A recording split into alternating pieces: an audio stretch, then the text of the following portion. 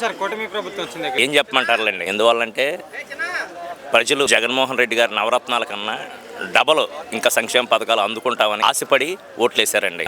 కానీ ఆ ఆశలన్నీ అడియాసలే అయినాయి. అంటే గతంలో చూశారు జగన్మోహన్ రెడ్డి గారి పరిపాలనకి చంద్రబాబు నాయుడు గారి పరిపాలనకి కూటమి ప్రభుత్వం పరిపాలనకి ఎలా ఉంది?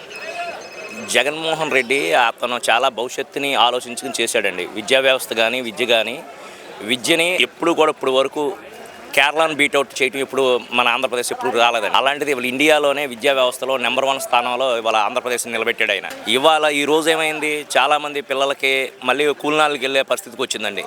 పిల్లలు కష్టపడితేనే కానీ కొన్ని ఫ్యామిలీస్ బతికే పరిస్థితులు కొన్ని ఫ్యామిలీలు లేవండి.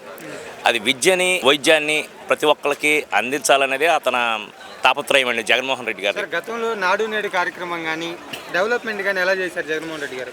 అసలు ఒకేసారి 31 లక్షల మందిని దారిద్ర్యరేఖ దిగువన ఉండే వాళ్ళని లక్షాధికారులు చేశాడండి. అసలు ఈ మన ఇళ్ల స్థలాలు ఇవ్వడం అనేది అది ఇప్పుడు వరకు మన ప్రపంచ చరిత్రలోనే ఎక్కడ భూములు ఇచ్చారు. మేమే ఇప్పుడు వచ్చిన తర్వాత ఇళ్ల స్థలాలు రిజిస్ట్రేషన్తో సాధించాము. ఏది చెప్పారు కానీ ఏది ఆచరణ ఉంది? ఆయన అంటున్నారు. ఎక్కడ అమలు జరిగిందండి? ఏం జరిగింది? ఎక్కడో 120 సంవత్సరాల క్రితం ఉన్న బ్రిటిష్ రికార్డులనే తిరగరాశాడు జగన్మోహన్ రెడ్డి గారు.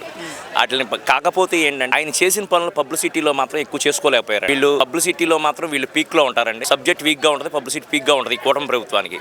కానీ జగన్మోహన్ రెడ్డి విషయంలోకి వస్తే ఆయన ఏంటంటే పబ్లిసిటీ మాత్రం వెనకబడ్డారని చెప్పాలి. ఆయన చేసిన ఈ పోర్టులు కానివ్వండి, 17 మెడికల్ కాలేజీలు కానివ్వండి, ఇవన్నీ కూడా ఆయన పబ్లిసిటీ చేసుకోలేకపోయారు. పబ్లిసిటీలో మాత్రం చాలా వెనకబడ్డ ఉన్నారండి. చాలా సింపుల్గా చేసేసాడు ప్రతి కార్యక్రమాన్ని. శాస్త్రంగా జగన్మోహన్ రెడ్డి గారు రాజకీయం వదిలేసి తాడేపల్లి ప్యాలెస్ అలానే బెంగళూరు ప్యాలెస్లోనే ఉంటున్నారండి. సార్ అదేనండి ఈ వీళ్ళ సృష్టి అదేనండి. ఇప్పుడు ఆయన ఉన్నప్పుడు చంద్రబాబు నాయుడు గారు 2 ఎకరాల రైతు అండి. ఆయన ఇల్లునేమో ఆయన అయితే ఇల్లులు, ఈయన అయితే ప్యాలెస్లు అంటారు. ఇది చాలా అన్యాయం అండి. అదేనండి ఎప్పుడు కూడా 10 మంది కలిస్తే ఒక అబద్ధాన్ని నిజం చేయాలని చూస్తూ ఉంటారు. అదైతే కరెక్ట్ కాదండి.